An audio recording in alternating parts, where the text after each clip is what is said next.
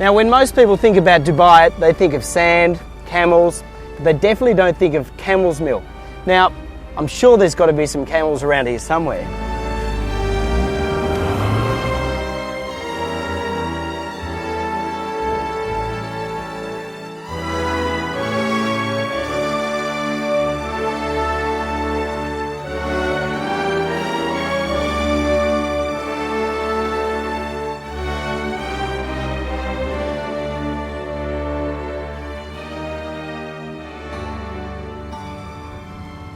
So it wasn't a mirage, it was actually true. There's a dairy in the desert with more than 5,000 camels in it. Absolutely incredible, and it's owned by the Sheikh himself. I best think we go and take a look.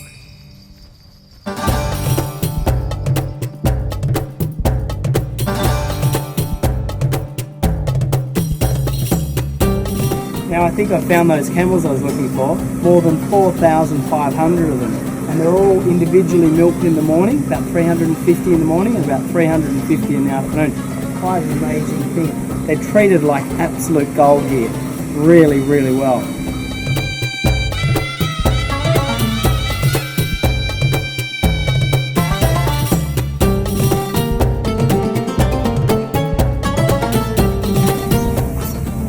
Now these amazing animals produce around 5 to 8 litres on average a day, and a maximum probably 20 litres, whereas a regular cow can produce up to 40 litres in one day. Now, the farm can produce more than 5,000 litres in total for both ghee, ice cream, and a whole bunch of dairy products.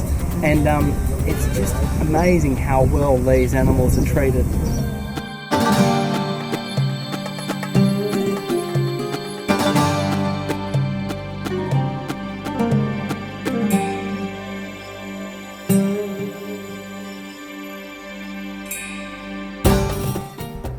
So this is what it looks like, camel milk from Camelicious, and it tastes damn fantastic. And I hand milk this myself from a particular camel named Stephanie. Brilliant.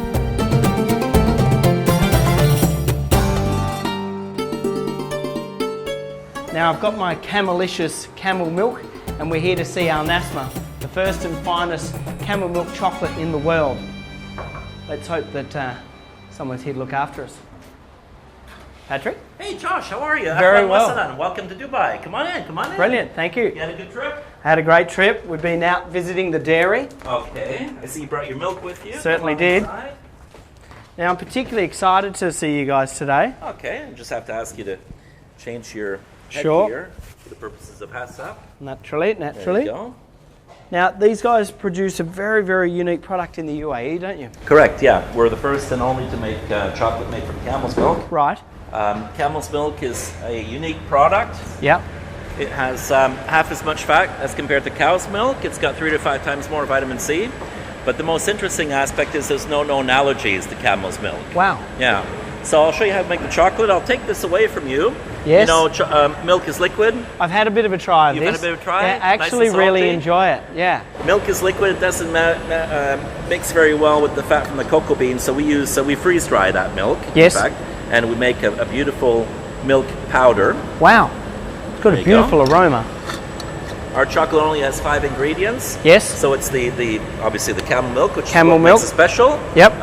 The honey. Honey. Finest acacia honey from Austria. Austrian honey, of Austrian course. honey, sugar from Germany, and then we have vanilla from Madagascar, real bourbon vanilla. German sugar and real bourbon vanilla. Wow. Such an amazing fresh perfume. There you go. Now, fresh beans here. We have some fresh beans here. Yeah, we were in Tanzania last week on the shores of Lake Malawi. Yes. Where we found some. This is where chocolate starts from. You know. Yeah, that absolutely. starts from the cocoa bean. So, guys, back home, this is the cacao bean, and naturally, if I can break this one open, it's got a raw cacao product inside, known as The nib. the nib. And from here, We make chocolate. We make chocolate. Come, let me show you. This is a dry conch process. Come on in, have a look. See, Yep. we're making the chocolate now. Wow. So we're mixing all the ingredients. Have a look at that. Have a smell. That's Isn't that awesome. wonderful? So this will be in the conch for about 8 to 10 hours. Yes. And then it will go into the ball mill. Just quickly, the regular method that is made versus the dry method, can you quickly explain that? We put all the dry ingredients first. Yep. and then through a heating process, they start to crystallize. The sugar will start to melt. Yep. It will adopt the taste of the cocoa. The cocoa fats will start to melt together, infuse them. We'll add the honey. And do you end up with a finer product because of it? It's a new way of processing. Yeah. The industry has always been very traditional. We have to say Nassma has been around for 8 years, since 2008. Chocolate has been made in this kind of process since the 1800s, 1845. So it's not a new way. It's not a new way, but this is a new way of This is the reversing latest the way technology. it is done. Correct. So then it goes into a ball mill, which is made to bring the fineness down, so to grind it down below 20, 19, 18 mu. So that's microns. Now, just to give you guys a bit of an idea back home, big industrial chocolatiers, we won't mention any names, certainly don't bring their chocolate down to these levels. Is that right? Well, I can't speak for everybody. The point being that it takes time. So if you want to go from 19 to 18, it might take a few hours. But from 18 to 17, it won't be just 2 hours, maybe it'll be 3 or 4. It's incremental. So big companies just can't afford to do that. It's time. But we have a product which is an exceptional product. It's Camel milk chocolate. It's not readily available. We have a commitment to quality, so we'll take that time. Yeah. Now, I do like the fact that you mentioned that you've got time, because in a lot of countries and a lot of businesses, time is very, very precious, and people don't, they like to rush the steps or, make it very quickly, and that cuts corners. Yeah. So these are your molds. These are our molds. So these are our Nassma molds, the finest molds in the world. Now, is it true that you should never wash these? Well, you wouldn't put your beautiful cast iron frying pan in the dishwasher or soap it up, would you? It's just oil. It's actually cocoa butter oil. And so we will clean them up. Yep. So now we're getting the air bubbles out of the chocolate here. So there you go. 2 more Nassma bars getting ready to be. I find that fascinating, that the bubbles are taken away so perfectly by that machine. Yeah. So here the bars are weighed to make sure that they're the proper weight. But they also undergo a visual check. So you can see here there's a few air bubbles remaining. So we wouldn't down over here we've got a few bubbles, and we wouldn't be able to sell that. Yeah. So this is one that's obviously met the reject line. Well, it's not. We'll rework it, or you will have it. Please, just have to check on the quality. Check on the quality. Very important step. It is just superb. Superb. Now, you do many different styles of chocolate. My God, it's so fine, that chocolate. So now we're making the shell for our macadamia honey nut cream filled camel shaped praline, consisting of a shell underneath, the macadamia honey nut cream filling, and then over top laid. We're filling the pralines here. As you can see in the production, it's a mix of industrial machines, top-notch industrial machines, and hand labor, right? But the attention to details there, and the robots will never be able to replace the eyes that all our people have here in ensuring that every product that goes out is 100% top-notch, fulfilling or even exceeding our expectations. Okay, this is how we make our hollow-shaped figures. So basically, we will pour the amount of chocolate in here in these molds. Yes. They're magnetic, like that, and then we put them on this spinner. The big one might take 45 minutes, an hour, smaller ones a bit quicker. So we have our hollow camel shape like That's that. fantastic. They're hollow inside. So forget your Easter eggs, guys. We're going camels. It's a fully integrated system where we then can vacuum seal like this in gold foil. Now I noticed that your foil has a really beautiful feel about it. Yeah. Why is that? You're using a much thicker stock than normal. Well, of course, it's for protection of the product itself. That's the original base packaging, but it should also look very nice. This is a gifting item. Yep. As you see through the different packagings that we offer, giftability, immediate giftability is really it's our cornerstone.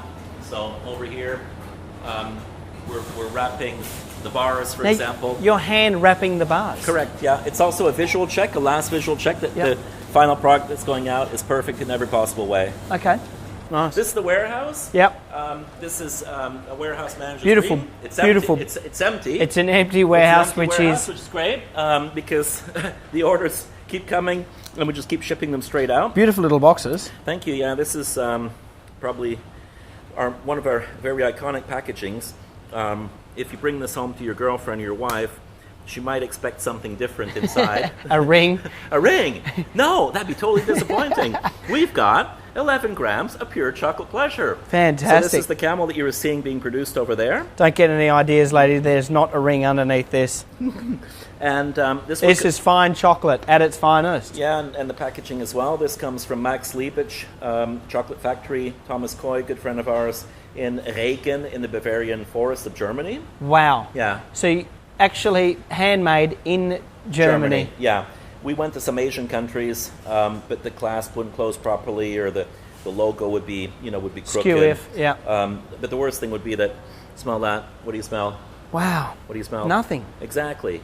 You shouldn't smell anything. I smell chocolate. If we smell chocolate, but you don't smell the lac of the wood onto the chocolate, which when you're retailing this for $10 for 11 grams of pleasure, I think that works out to $909 a kilo. It's certainly not the cheapest chocolate on the market. You have to have the best. Yeah. So that's great. That's a bit what we're all about. Unreal. Now you've actually got, I can see here, one of the larger pre-wrapped. Yeah, we saw the wrapping machine over there. That's great. So again, giftability. In the traditional chocolate world, you'd have this kind of hollow figure for Christmas and for Easter. Yeah. Well, with Nassma, it's Christmas and Easter 365 days a year.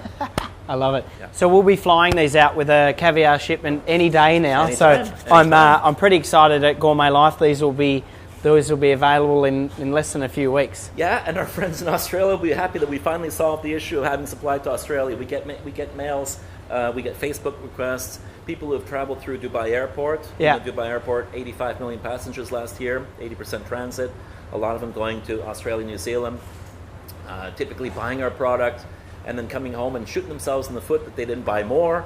And now we've solved the issue, because it's actually very difficult to get chocolate from Dubai to Australia. It's a long way. It's a long way. Your country's very far away. It's 16 hours flight. Yeah. Thanks for having us today. You're welcome. Thank you. And Shukran. thanks for watching, guys. It was really, really great. Thank you. Awesome. Cheers.